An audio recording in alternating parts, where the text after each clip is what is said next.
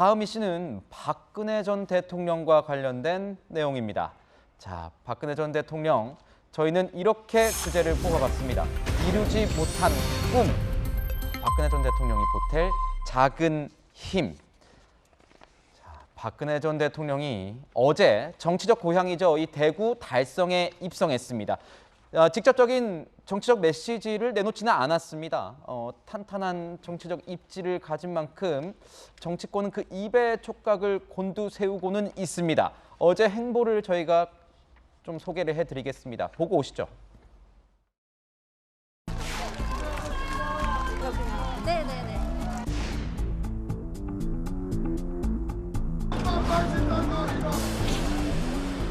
현재 건강 상태 어떠신가요? 많이 회복됐습니다. 국민 여러분께 5년 만에 인사를 드리게 됐습니다. 더 많이 염려를 해주셔서 건강이 많이 회복이 됐고요.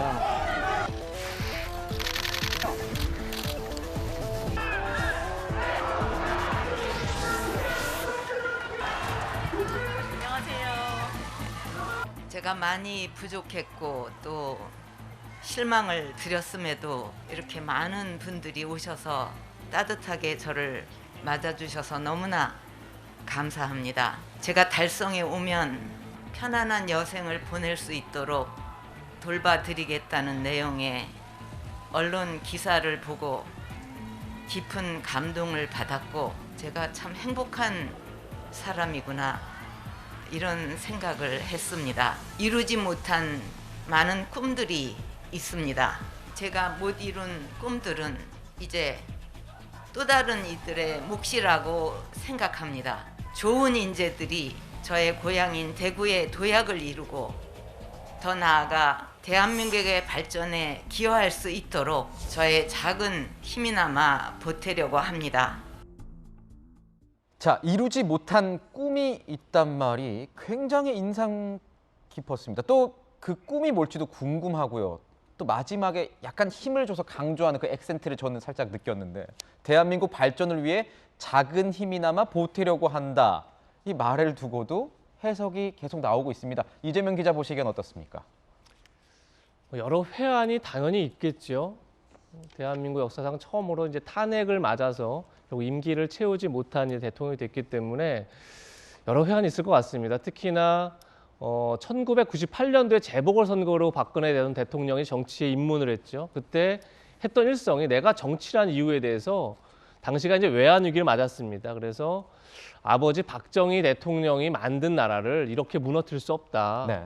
이런 게 굉장히 본인이 정치하게 된 가장 중요한 이유였던 거죠. 그래서 어떻게 보면 박정희 전 대통령이 나라의 어떤 기반을 만들었다면 이제 본인이 이제 그 다음에 대선 출마할 때 내세웠던 건 행복 시대를 열겠다는 거였죠. 거기에 이제 그야말로 물적 기반에서 정신적으로 혹은 또 어떤 우리 국민들 좀 여유롭게 좀 행복한 시대를 만들겠다 이런 게 이제 본인의 어떤 정치적 목표였고 그게 이제 꿈이었던 거죠. 그런데 앞서 말씀드린 것처럼 이제 탄핵 사태를 통해서 그걸 다 이루지 못하고 오히려 어떻게 보면 다시 이제 5년 만에 윤석열 당선이 당선됐지만 그야말로 보수 괴멸의 시대다 이런 말을 들을 정도로 어떻게 보면 보수를 가장 크게 일으켰던 사람이 박근혜 전 대통령이었다면 또 보수를 그야말로 괴멸시키는데도 또 이제 일조를 한 측면이 있는 거죠. 그런 점에서 여러 가지 회한이 있었을 것 같고 그런 마음에서 이제 어제 이루지 못한 꿈 얘기를 했고 거기에 대해서 작은 힘을 보태겠다.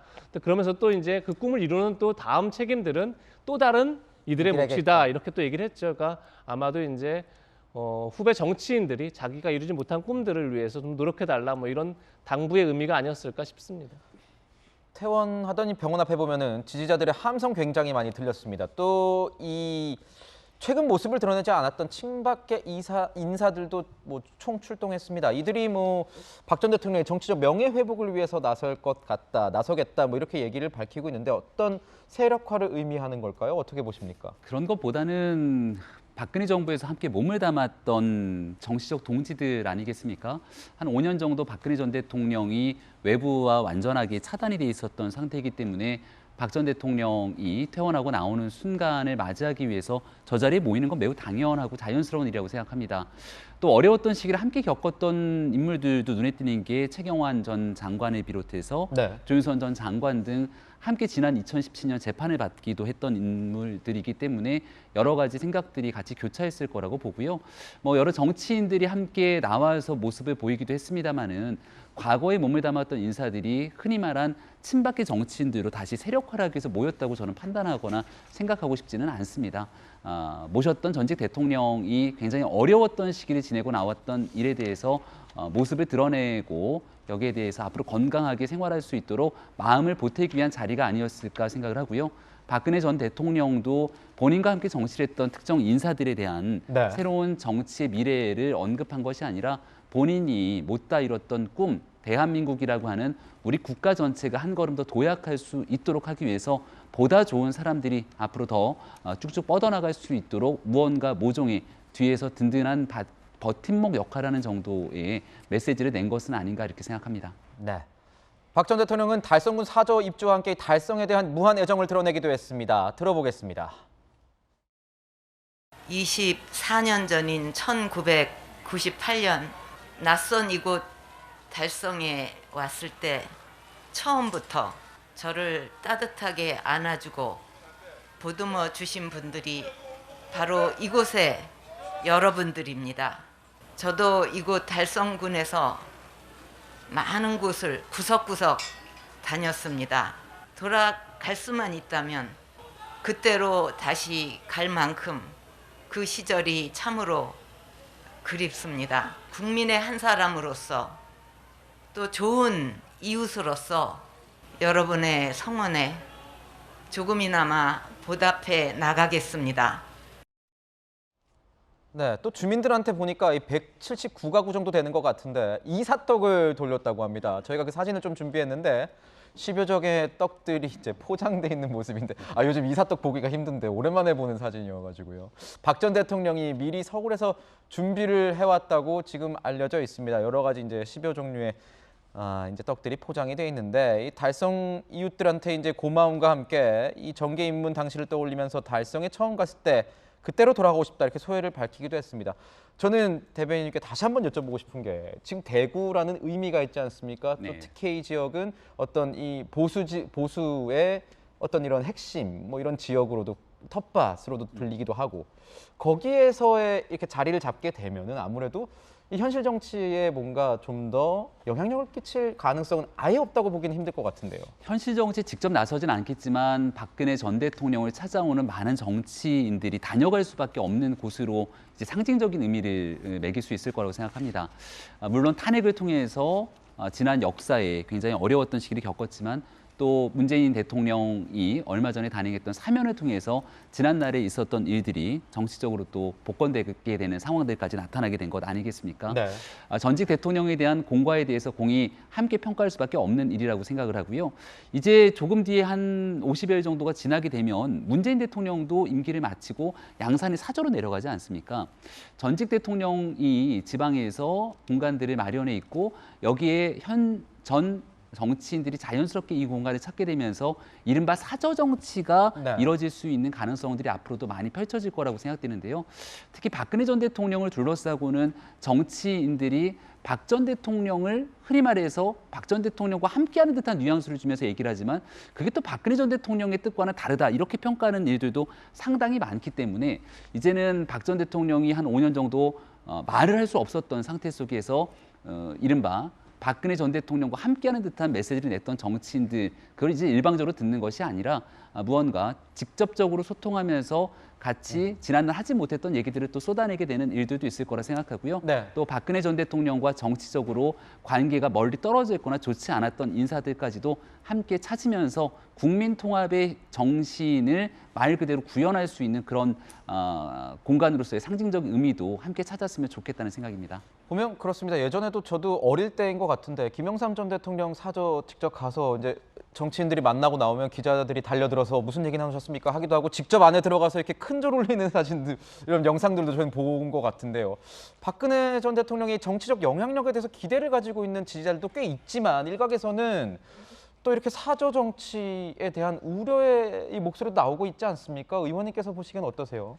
그래서 이제 윤석열 당선자께서 이제 뭐 박근혜 전 대통령이 이제 대구에 내려오셨으니까 아마 다음 주부터는 지방을 내려가시면서 물론 이제 건강을 먼저 살피시겠습니다만은 다음 주든 그 다음 주든 박근혜 전 대통령과의 면담이 이루어질 것으로 예상되고 있습니다. 이제 그런 측면에서 이제 윤 당선자 측근에 거의 친이계들이 다 집중돼 있는 부분, 네. 대체로 이제 안보 라인도 그렇고 상당히 많은 그런 측면에서 그 친박계들이 조금 피해 의식을 가질 수도 있는 부분이 있고요. 아하, 또 네. 공동정부라는 차원에서 봤을 때 너무 인수위가 소위 친이계와 안철수계 이렇게만 구성되어 있다라는 당내 불만도 있을 수 있겠습니다. 그래서 전적으로 뭐 우리 김병민 위원장 말씀하신 대로 뭐 사저 정치를 대대적으로 할 수 있는 상황도 아니고 그런 의지도 없어 보입니다만은 일단 당내에서의 어떤 세력 균형 차원에서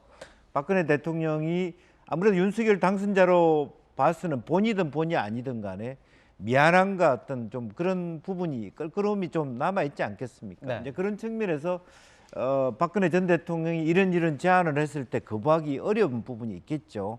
이제 그런 측면에서 앞으로 부분적으로는 새로운 정부의 인사에도 몇 마디 거둘 수 있는 지분을 갖고 있지 않느냐. 이제 그런 측면에서 아마 상당히 많은 과거에 박근혜 대통령을 근거리에서 모였던 네. 또 당장은 또 유영하 변호사부터 해가지고 일정 정도의 어떤 그와 같은 통로를 통한 윤 정부 새로운 정부에서의 진입이 또 점차질 수도 있겠다 그렇게 보여집니다. 그렇군요.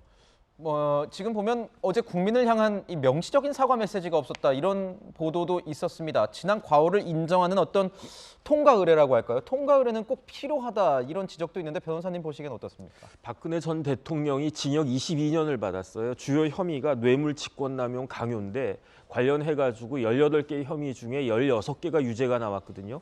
거기에다가 이제 공직선거법 위반 2년 포함해가지고 22년이 나왔는데 그런데 사실은 그 형사 재판에 있어서 박근혜 전 대통령이 적극적으로 대응하지는 않았던 것 같아요.